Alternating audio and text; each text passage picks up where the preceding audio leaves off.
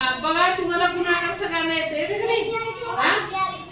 500 गुणिले 4, 30 गुणिले 3. पण शाब्दिक उदाहरण सोडताना थोडी अडचण येते.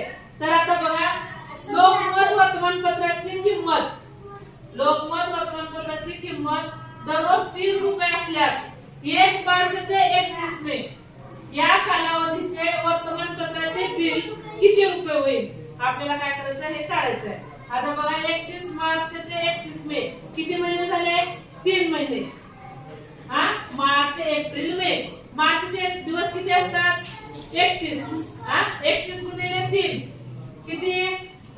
93 रुपये. एप्रिल 30 दिवस गुणिले 3 किती रुपये? 90 रुपये. आणि 31 दिवस गुणिले 3 मेचे 31 दिवस किती?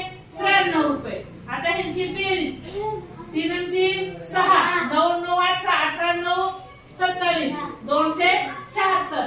मग बघा 1 मार्च ते 31 मे या कालावधीचे वर्तमानपत्राचे बिल किती रुपये आले? 276 रुपये. समजलं का?